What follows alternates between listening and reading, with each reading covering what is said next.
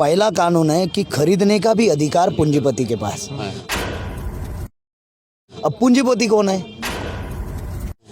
तो पूंजीपति क्या कहेगा, इतने में लेना है तो लो, नहीं तो मत लो। और वो नरेंद्र मोदी जी के बाप का नाम है दामोदर, उनके घर में तो 27,000 कंपनियों को बिठाएंगे तो नहीं। कांग्रेस बीजेपी कम्युनिस्टों की जो जान है वो ईवीएम में है को लेकर जो देश भर में बवाल खड़ा हो रहा है। और जो बीजेपी आज 3 महीना हो रहा है किसान वहाँ पर धरना पर बैठा हुआ है, तो वो एमएसपी जो बनाए ख़त्म करने के लिए जो मामला खड़ा किया, खास करके वो 3 कानून क्या है। पहला कानून है कि खरीदने का भी अधिकार पूंजीपति के पास। अब पूंजीपति कौन है?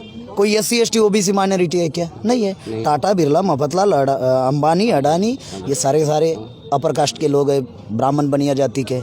खरीदने का अधिकार उनके पास और स्टोर रखने का अधिकार भी उनके पास। अगर इनके विरोध में किसान को हाई कोर्ट या सुप्रीम कोर्ट में अगेंस्ट में जाने का तीसरा कोई अधिकारी नहीं रखा। यानी कहने का मतलब जब फसल किसान को निकालनी होती है तो किसान मार्केट में जाता है बीज खरीदने के लिए।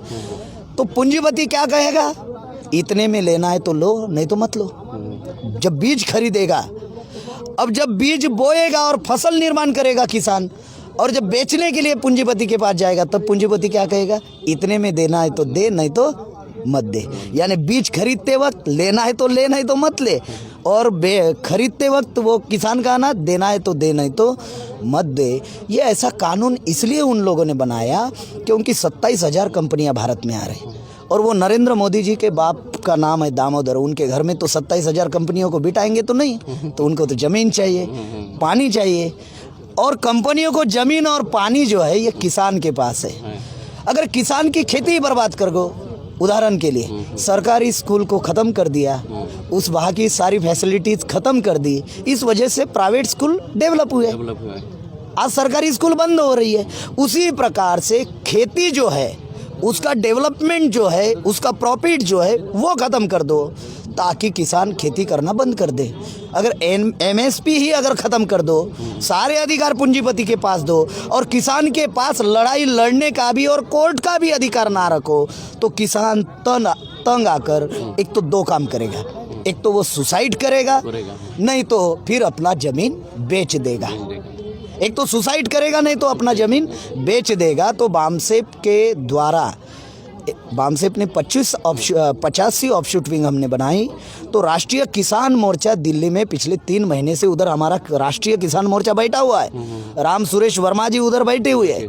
हमारी यही कि सरकार से कहना है कि किसान के पास ज़मीन है, पूंजीपति के पास पैसा है, व्यवहार दोनों के पास सही है। किसान के पास पैसा नहीं है, ज़मीन है। पूंजीपति के पास पैसा है, ज़मीन नहीं है। अगर आप विकास किसान का करना चाहते हो तो जो बिजनेस पूंजीपतियों को आप लगाने के लिए कह रहे हो किसान की ज़मीन लेकर, तो भाई किसान का ज़मीन के रूप में 50% शेयर उस बिजनेस में रहेगा, और पूंजीपति का 50% शेयर पैसों के रूप में उस बिजनेस में रहेगा। तो इससे क्या होगा, पूंजीपति का भी विकास होगा, किसान का भी विकास होगा।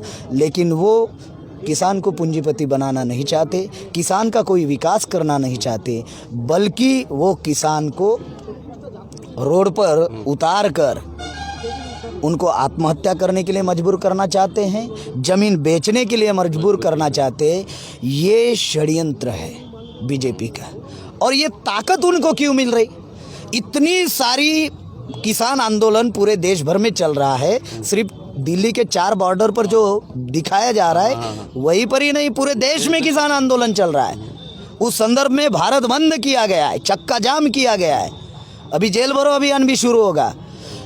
फिर भी बीजेपी वाले जो है, कांग्रेस वाले जो है, वो इसलिए नहीं मानते क्योंकि ये जो सरकार जो है ना, ये ईवीएम की सरकार है। बीजेपी के लोग ऐसा सोच रहे कि हम किसान के वोट से थोड़ी चुनकर जाना है, हम तो मशीन से चुनकर जा रहे हैं। जब चुनकर ही मशीन से जा रहे हैं तो किसानों की समस्या का समाधान करने की कोई ज़रूरत नहीं।